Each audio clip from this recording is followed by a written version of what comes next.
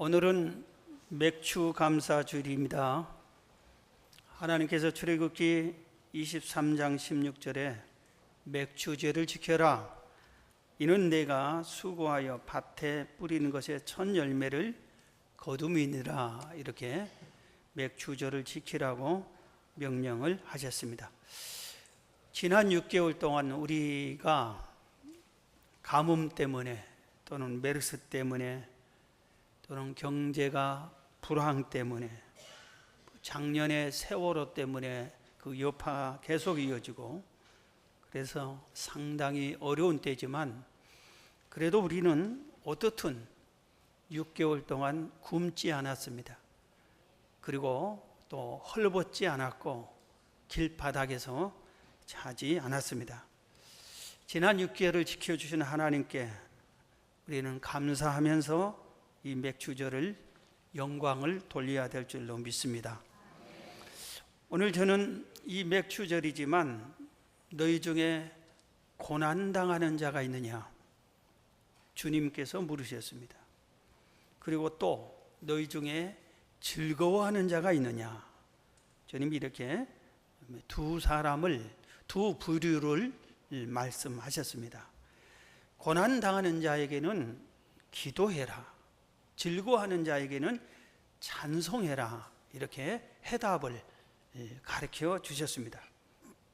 그래서 오늘 이 두 가지를 말씀드리려고 하는데, 고난당하는 자에게 기도하라 해놓고 그냥 기도만 하라는 게 아니라 고난당했을 때에는 이렇게 기도하라고 고난당한 사람이 기도해야 할 방법을 세 가지를 말씀을 드려서 이걸 먼저 말씀을 드리겠습니다. 성경은 이렇게 말합니다. 고난당한 자에게 너 왜 고난당했니? 고난의 원인이 뭐니? 누가 너를 고난당하게 했느냐? 너 고난당할 때 어떻게 할래? 이렇게 묻지 않았어요. 다만 너 고난당했느냐? 그러면 기도해라. 이렇게 말씀을 하셨습니다. 그래서 우리가 고난을 당했을 때는 기도하는 것이구나. 성경은 고난당한 자에게는 기도하라고 명령하시구나. 이것이 항상 내 마음속에 새겨져 있어야 되는 겁니다. 그런데 왜 고난당하는 자에게 기도하라고 했을까? 기도가 고난을 푸는 열쇠가 되고 고난을 이기는 모든 능력을 기도 속에서 얻을 수 있기 때문에 그러는 것입니다. 그런데 특별히 이 고난당하는 자에게 기도하라고 하면서 고난당하는 자는 이렇게 기도하라고 했는데 그 중에 첫 번째가 14절입니다. 너희 중에 병든 자가 있느냐? 그는 교회 장로들 청할 것이요 그들은 주의 이름으로 기름을 바르며 그를 위하여 기도할지니라 그랬어요. 이게 무슨 말입니까? 내가 고난을 당했을 때는 나 혼자 기도하지 말고 너 혼자 기도하지 말고 교회에 지도자들에게 기도해 달라고 부탁을 하라 이 말입니다. 중보 기도를 요청하라 이겁니다. 내가 내 마음이 심히 무겁고 아프고 나 혼자 일어설 수 없는 정말 힘든 일을 당하면서도 혼자 끙끙 앓고 있다는 것은 교회라고 하는 공동체 예수님 중심으로 한 형제 자매인 우리를 무시한 거나 마찬가지예요. 우리를 인정하지 않는다는 것밖에 안 되는 겁니다. 그래서 우리는 고난을 당했을 때는 고난 중에 가장 큰 고난이 몇 가지 있어요. 그 중에 하나가 정신적인 고난이 있어요. 정신적인 고난이 아주 힘듭니다. 그리고 병이 들었어. 오늘 병 들었을 때 질병의 고난이 있어요. 또 물질적인 고난이 있어요. 그리고 여러 가지 인간관계 갈등의 고난들이 있습니다. 그런데 오늘 여기서는 병든 것을 예로 들었습니다. 네가 병들어서 심히 고통을 당하고 고난 중에 있거들랑 너 혼자 하나님께 병 고쳐달라고 기도하지 말고 교회에 가서 지도자들에게 중보 기도를 요청하라 이 말입니다. 기도는 나 홀로 해도 됩니다. 그러나 합심 기도할 때 힘을 모아서 기도할 때 그 기도에 하나님이 더 큰 은혜를 베풀어 준 것을 믿으시기 바랍니다. 그래서 예수님께서 너희 중에 두세 사람이 힘을 모아 기도하면 그들 중에 함께 하겠다고 그랬어요. 그래서 부부가 언제나 손잡고 아니면 합심해서 기도하는 것이 참 좋습니다. 남편이 예수 안 믿거들랑 예수 믿는데 자식과 합심해서 가정의 평안을 위해서, 남편의 구원을 위해서 기도하는 것이 참 효과 있는 기도인 겁니다. 목장별로 기관별로 모여서 합심해서 우리 한 회원을 위해서, 한 어느 누구를 위해서, 태신자를 위해서 기도해 주는 것이 놀라운 효과가 나타나는 것입니다.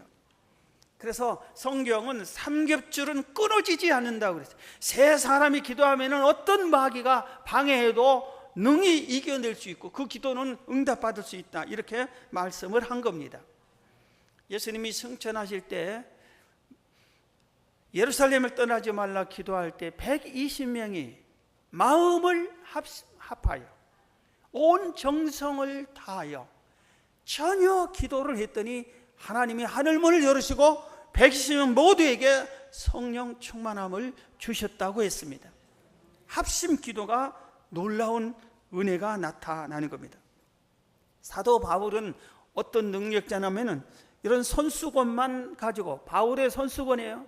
땀을 닦고 손을 씻고 한 이 손수건이에요. 이것을 병든 자의 얹어만 놔도 병이 나았다고 그랬어요. 얼마나 놀라운 능력이었어요. 그런데 이런 능력의 사도 바울이 성도들에게 나를 위해서 기도해달라, 나를 위해서 기도해달라고 요청을 했어요. 중보 기도를 요청을 했어요. 여러분, 주변 사람들에게 기도를 부탁하는 것은 약한 자의 행동이 아닙니다. 약해서 그런 게 아니에요. 당연히 그를 신뢰하니까 기도를 요청하니. 그래서 우리는 기도 요청을 받아야 돼요. 그리고 교회마다 중보 기도팀이 있어야 돼요. 기관마다 서로 기도를 해줘야 되는 거예요. 그리고 기도 요청 받은 사람은 기도 제목을 기도해주고 끝나지 그 기도 제목을 소문내는 것이 아니에요. 무슨 문제가 됐든지 이렇게 합심해서 기도해야 됩니다. 사랑하는 성도 여러분, 지금 고난 중에 있습니까? 교회 믿음의 용사들에게 기도 제목을 알려주십시오. 그리고 그들에게 기도를 요청하십시오. 그래서 여러분들이 기도의 응답을 받기를 바랍니다. 기도를 부탁할 때 미안해할 필요 없어요. 중직자는, 교회 지도자들은, 특히 교역자들은 당연히 할 의무예요. 전혀 미안해할 필요가 없어요. 서로 이 기도는 서로 주고받는 거예요. 그래서 기도로 승리하십시다. 자, 고난당하는 자에게 두 번째 기도를 가르쳐 주세요. 첫 번째는 중복 기도를 요청하라. 두 번째는 오늘 본문 16절에 그러므로 너희 죄를 서로 고백하며 병 낫기를 위하여 서로 기도하라. 의인의 강구는 역사하는 힘이 큼이니라. 너희 죄를 서로 고백하며, 죄를 회개하고 기도하라 이겁니다. 내가 아무리 기도해도 회개하지 않는 기도는 상달되지 않는다고 제가 참 많이 여러분들에게 가르쳤습니다. 기도가 아무리 열심히 땀을 흘리며 기도를 해도 죄인의 기도는 하나님께 상달되지 않습니다. 죄가 얼마나 무섭냐면은 마귀보다 무섭습니다. 마귀는, 악한 마귀는 아무리 무서운 마귀가 나를 대적한다 해도 내가 죄 사함을 받았을 때는 담대하게 그를 물리칠 수 있는 능력이 있습니다. 주님이 함께해 주니까 백전백승으로 이길 수 있어요, 악한 마귀는. 그러나 내가 죄가 있을 때는 이 죄는 어느 누구에게도 다 지게 만들어 버립니다. 그래서 마귀보다도 훨씬 무서운 것이 죄예요. 죄 때문에 아담과 하와는 하나님의 저주를 받아서 그 복스러운 에덴 동산에서 추방당했어요. 죄가 가난과 질병과 저주를 우리에게 가져다 주는 거예요. 내게 이 고통도 고난도 죄 때문에 와 있는지 모릅니다. 내게 있는 질병도 죄 때문에 와 있는지 모릅니다. 내게 이런 불화도, 사람 간의 갈등도 내 죄 때문에 와 있는지도 모릅니다. 예레미야서 5장 25절에 너희 죄가 너희에게 오는 좋은 것을 막아버린다고 성경이 가르쳐주고 있습니다. 그래서 우리는 하나님으로부터 우리에게 오는 좋은 은혜와 사랑과 축복과 이 좋은 통로를 막아버리는 죄를 씻어버려야 하나님의 은혜가 쏟아지는 줄로 믿습니다. 그래서 고난 당했을 때는 기도해야 되지, 회개를 해야 돼요. 내가 뭔가 잘못했냐, 엎드려서 나의 죄를 찾아서 회개해야 됩니다. 이사야 59장 1절에서 3절에 보면은 여호와의 손이 짧아 구원하지 못하심도 아니요 귀가 둔하여 듣지 못하심도 아니라 오직 너희 죄악이 너희와 너희 하나님 사이를 갈라놓았고 너희 죄가 그의 얼굴을 가리해서 너희에게서 듣지 아니하시게 함이니라.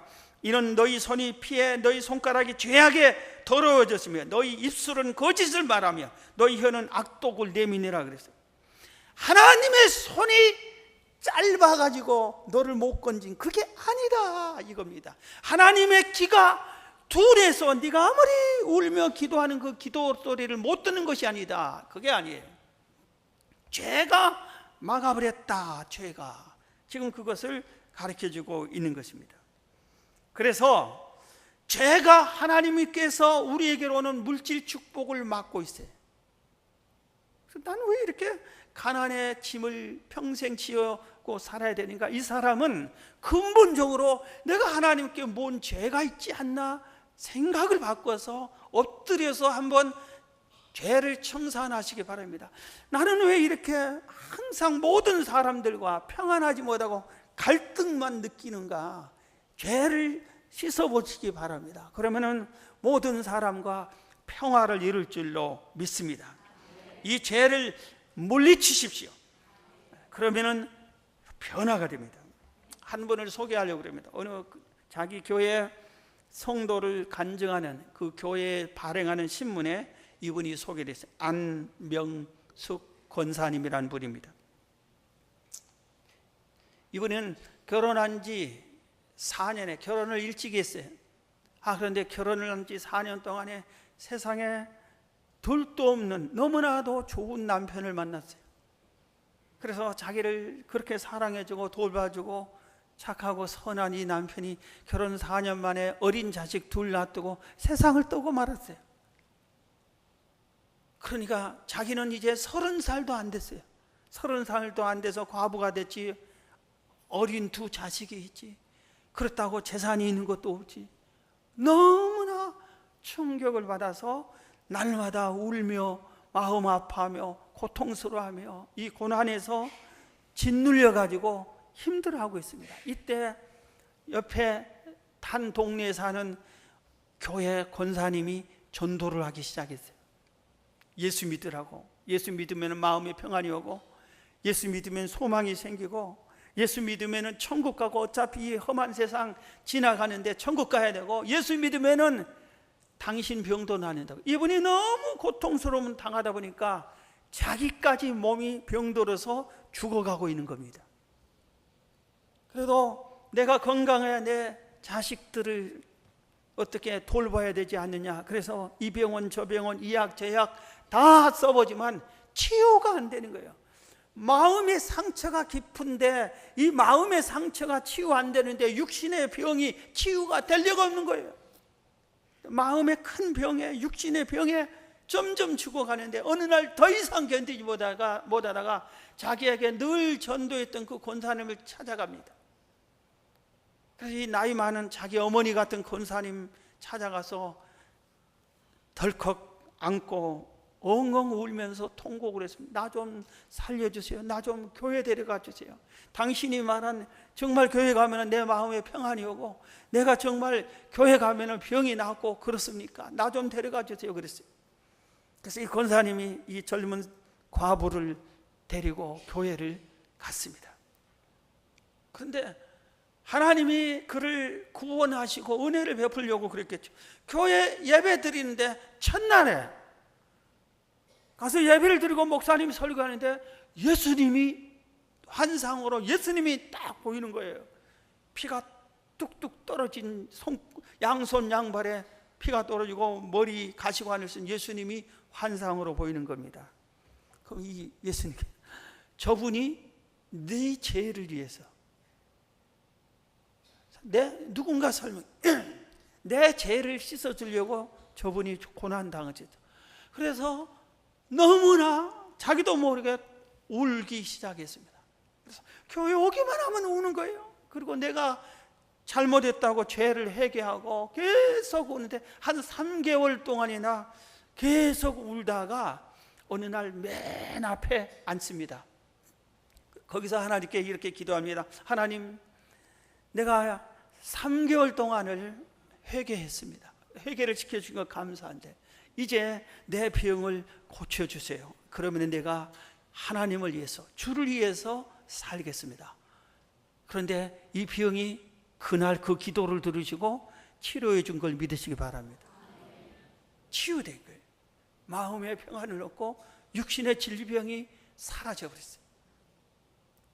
그래서 이분이 지금은 그 교회의 권사님이 되셔요. 이분이 권사님이 되셔요. 이제 여러분, 우리의 마음에 응어리가 있을수록, 고통이 있을수록, 아픔이 있을수록, 문제가 있을수록, 원망이 있을수록 그걸 푸는 것은 회개 기도입니다. 회개의 눈물로 그게 녹여서 없어지는 거예요. 자꾸 다른 쪽을 바라보고 누구 세상에 왜 우리 부모는 이렇게 지지리도 가난해서 재산 하나 남겨주지 않았나, 이렇게 생각을 하면은 치유가 되지 않습니다. 오늘 이 권사님처럼 주님 바라보고, 주님이 내 죄를 위해서 십자가에 못 박아 죽어주셨다는 이 주님 바라보고 주 앞에 나와서 회개하여 죄 사함을 받기를 바랍니다. 그러면 우리의 가는 길이 형통한 길로 열어질 줄로 믿습니다. 고난당하는 자가 기도할 때 첫 번째는 남에게 기도 부탁하라 했어요. 중보 기도. 두 번째는 자기 자신을 회개하라 했어요. 세 번째는 뭐냐면은 내가 고난당한 내가 기도를 하되 간절히 기도하라고 그랬어요. 오늘 본문 17절에 18절에 그렇게 얘기합니다. 엘리야를 비유로 얘기합니다. 엘리야는 우리와 성정이 같은 사람이로되, 이 말은 엘리야도 우리들과 똑같은 사람이래. 배고프면 밥 먹어야 되고, 피곤할 땐 잠자야 되고, 기쁜 일 때 웃음이 나오고, 슬픈 일 때 눈물이 나온 별개의 사람이 아니라 우리하고 똑같은 사람이라 이겁니다. 그런데 그가 비가 오지 않기를 간절히 기도하니까 3년 6개월 동안 땅에 비가 오지 않고, 다시 기도하니까 하늘이 비를 주고 땅이 열매를 맺었느니라 그랬어요. 우리는 이 내용을 잘 압니다. 엘리야 시대에 아합 왕이 이스라엘을 통치하던 시대에 왕후 이세벨을 왕으로 얻었는데, 이세벨은 이방 여인이요 우상을 섬기는 여인입니다. 바알신을 왕궁 안에다 모셔놓고 섬기고, 자기 남편 아합 왕도 섬기게 하고, 그리고 모든 신하들도 하나님을 버리고 아합을 섬기게끔 했습니다. 그러다 보니 이스라엘 전역이 예수 믿는 사람, 하나님 믿는 사람들이 사라지는 겁니다. 그들을 죽이기는 일을 쉽지 않게, 제사장들을, 하나님께 제사 집례한 사람들 잡아 죽이고, 직장에서 다 쫓아내버리고, 하나님 믿는 사람들.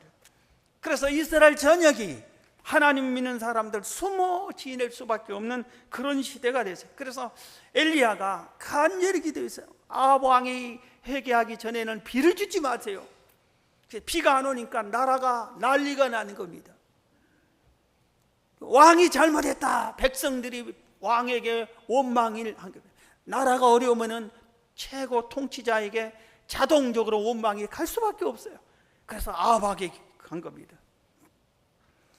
나중에 아합 왕이 당신 때문이라고 아합 왕을 엘리야가 책망을 합니다. 그리고 신앙 대결에서 승리합니다. 그 다음에 엘리야가 갈멜산 꼭대기로 올라가서 하나님 이제는 비를 주옵소서 간절히 기도해서 7번이나 기도하니까 그때서 하나님이 마음의 문을 열고 하늘문을 열어서 단비를 내려줬다. 이 내용이 우리가 잘 아는 대로 열왕기상에 보면 그 내용이 있습니다.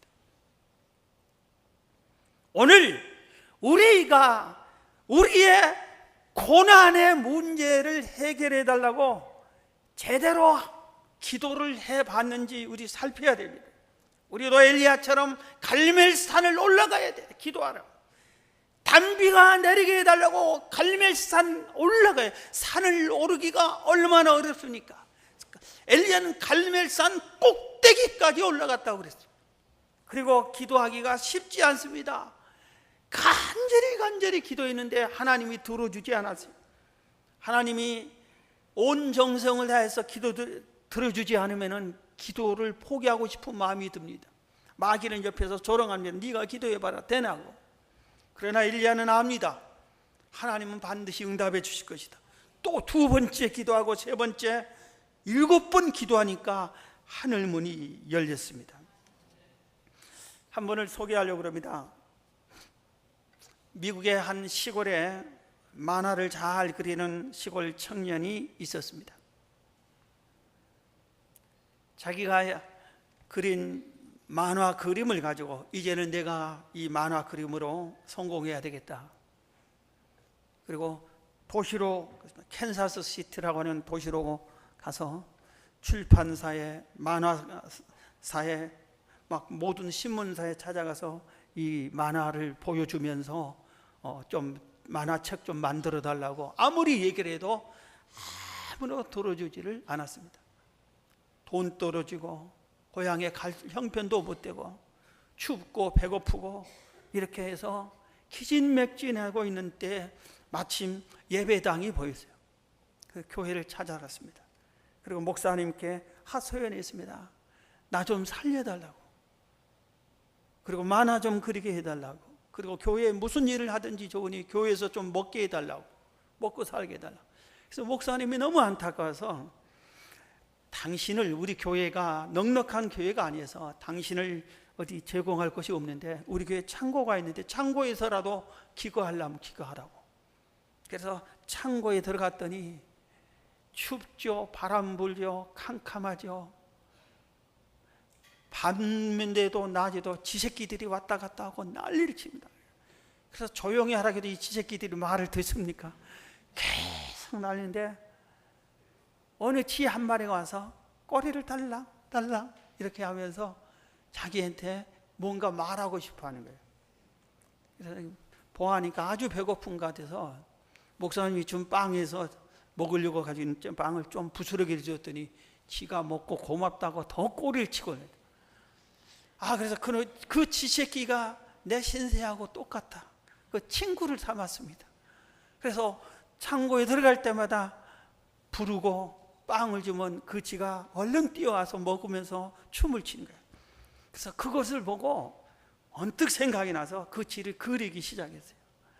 야, 웃는 모습, 깜짝 놀란 모습, 쥐새끼를 많이 열심히 그리기 시작을 했는데 쥐만 계속 그리다 보니까 노하우가 생겼어요.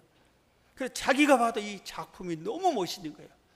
여러분, 그래서 이게 유명한 만화책이 된 겁니다. 미키 하우스가 그겁니다. 그래서 그 만화책을 주고 이 사람이 나중에 돈을 벌기 시작했어요. 그 책이 팔리고 그렇게 해가지고. 그래서 미국에 가면은 디즈니랜드라고. 이 사람이 바로 그 월트 디즈니라는 사람이에요. 그래서 우리나라에 가면 어디입니까? 우리나라에 제일 좋은 놀이동산이 어디예요? 롯데마트요? 에버랜드? 디즈니랜드 가면은 에버랜드는 저리 가라요. 얼마나 멋있는지 몰라요.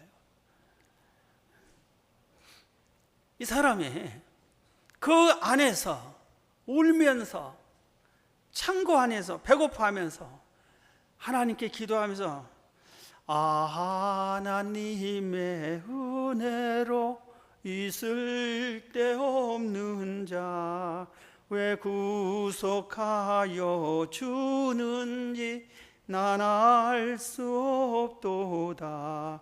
내가 믿고 또 의지함은 내 모든 형편 아시는 주님 늘 보호해 주실 것을 나는 확실히 아네. 이렇게 기도하고 찬송하고 울면서 기도하고 그러다가 지새끼를 만나서 결국은 세계적인 사람이 됐습니다. 고난은 반드시 이길 수가 있어요. 우리의 마음에 남을 원망하고 탄식하면 지지만 이렇게 남에게 기도 부탁하고 내가 뭐 잘못되면 회개하고 그리고 끈기 있게 기도하고 도전하면은 결국 승리합니다. 여러분 고난 당했으면 기도로 승리하길 주의 이름으로 축원합니다. 자, 오늘 본문에 한 가지 더 가르쳐 주시요. 13절에 즐거워하는 자가 있느냐 그는 찬송할지니라. 즐거워하는 자는 찬송하라. 좋은 일을 만났을 때, 기쁘고 감사한 일을 만났을 때는 반드시 여호와 하나님께 영광을 돌리고 감사드리며 찬양을 드리라. 그렇게 말씀을 하고 있습니다. 하나님께서는 좀 째째한 분이로 우리가 생각하기 쉬워요. 나한테 고맙다고 그래. 고맙지 않느냐. 고맙다고 해. 그런 것 같아요. 그런데 그게 아니라 우리를 위해서 그런 겁니다. 우리가 하나님 앞에 은혜를 입고 즐거운 일을 맞이했을 때 하나님 감사합니다. 이 즐겁고 고마운 일을 만나게 주셔서 감사합니다 하면은 하나님께서 그걸 받으시고 그 감사와 영광을 받으시고 더 큰 감사의 조건을 주시기 이함입니다. 그렇기 때문에 우리는 즐거운 일을 당할 때 하나님께 찬양하며 영광을 돌려야 돼요. 그래서 하나님의 은혜를 많이 받은 사람들이 보니까 기도를 많이 했는데 기도만 많이 한 것이 아니라 나중에 감사를 꼭 했더라고요. 성경을 이렇게 이 방향으로 살펴보니까 와, 하나님의 큰 은혜 받은 사람들이 기도의 왕인 줄 알았는데 기도의 왕이 맞습니다. 그런데 감사의 왕이었어요. 감사를 잘했어요. 영광을 하나님께 돌리는 일을 많이 했어요. 대표적인 사람이 몇 사람 소개하면 모세. 하나님의 얼마나 큰 은혜를 입었어요. 그런데 모세는 하나님께 늘 감사했어요. 홍해를 건넌 후에는 이렇게 감사했어요. 내가 여호와를 찬송하리니 그는 높고 영화로우시며 말과 그 탄자를 바다에 던지셨음이로다. 여호와는 나의 힘이요 노래시며 나의 구원이시로다. 홍해를 건넌 후에 하나님께 이렇게 시작해서 긴 내용의 감사 찬양을 하나님께 돌렸어요. 사무엘상 2장에 보면은 우리가 잘 아는 한나가 자식이 없어서 첫 분인나로부터 얼마나 멸시와 천대를 받았습니까?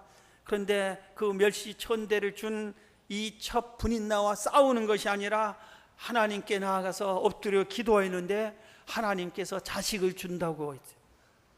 이 자식을 얻은 이 한나가 자식을 하나님께 약속한 대로 하나님께 바치면서 사무엘상 2장에 보면은 1절 2에 이렇게 하나님께 감사 찬양합니다. 내 마음이 여호와로 말미암아 즐거워하며 내 뿔이 여호와로 말미암아 높아졌으며 내 입이 내 원수들을 향하여 크게 열렸으니 이는 내가 주의 구원으로 말미암아 기뻐함이니이다. 하나님을 계속해서 찬양을 합니다. 하나님, 나 같은 계집종에게 자식을 주어서 이 자식을 하나님께 다시 바칠 수 있게 도와주셔서 감사합니다. 그러면서 감사하다고 영광을 돌렸더니 하나님께서 이 한나에게 아들 셋, 딸 둘을 더 주셨어요. 감사하는 자에게 더 주셨어요. 여러분, 다윗이 얼마나 어려운 일을 많이 당했어요.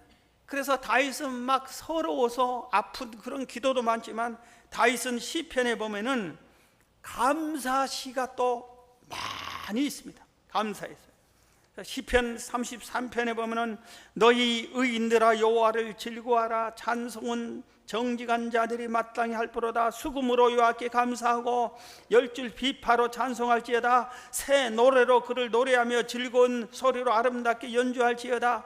시편 34편에도 내가 여호와를 항상 송축하며 내 입술로 항상 주를 찬양하리이다. 내 영혼이 여호와를 자랑하리니 곧 공고한 자들이 이를 듣고 기뻐하리로다. 나와 함께 여호와를 광대하시다며 함께 그의 이름을 높이세. 하나님을 찬양합시다. 찬양하세. 모든 악기를 동원해서 찬양합시다. 그렇게. 특히 역대상 16장에 보면은 잃어버린 여호와의 법궤를 다시 찾아옵니다. 그러니까 다윗이 너무 기뻐가지고 하나님의 법궤를 찾아오니까 온 이스라엘의 지도자들과 함께 여호와의 법궤에 오는 것을 맞이하면서 찬양하며 춤을 추며 노래합니다. 얼마나 감사한지 아주 온 정성을 다해서 있는 힘을 다해서 찬양하고 춤추다가 허리띠가 부러져서 말았어요. 그런데 그 아내는 미리암이 그걸 보고 자기는 찬송하는 장소에 오지도 않고 이렇게 집에서 내려보다가 다윗을 비난합니다. 하나님께서 우리에게를 교훈하기 위해서 그랬을 거예요. 너는 왜 찬양하지 않느냐 이겁니다. 그러면서 왜 찬양하는 네 남편을 다윗 왕을 비난만 하냐 하고 채찍을 주는데 문둥병이 걸리고 말. 예수님께서 10명의 나병 환자를 치료해 주는데 한 명만 와서 감사했잖아요. 그러니까 9명을 어디냐? 9명을 책망하셨어요. 여러분 지난 6개월 동안 소도에도 말씀드렸지만 얼마나 우리나라가 어려운 때였어요. 전 세계적으로 여행객들이 다 끊어지고 경제가 어렵다 하고 이런 때에 그래도 우리가 굶었습니까? 감사하면 꼭 특별하게 뭘 해줘야만 감사하는 걸로 생각하지 말고 우리가 먹을 것을 먹었으면 감사하는 거고 하룻밤을 잤으면 감사하는 거예요. 오늘 또 내가 하나님 앞에 나와 예배 드릴 수 있도록 해준 것이 얼마나 믿음을 지켜준 게 감사할 일이에요. 그래서 우리는 지난 6개월 동안 하나님 먹여주시고 지켜주시고 입혀주시고 감사합니다. 오늘 맥주 감사주일인데 이런 맥주 감사주일에도 우리 마음에 감사하는 마음이 없이 예배를 드리면 안 되는 거예요.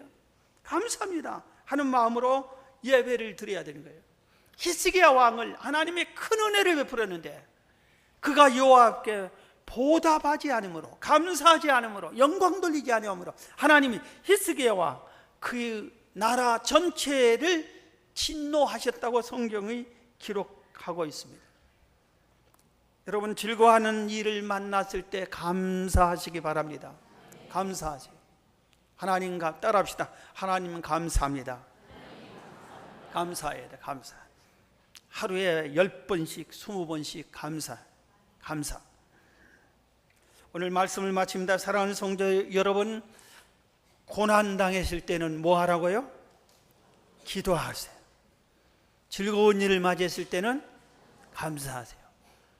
기도도 않고 감사도 않고 그건 믿는 사람이 아니에요. 오늘 이 두 가지를 잘 지키셔서 여러분의 생애가 하나님의 큰 은혜로 가득 차기를 주의 이름으로 축원합니다.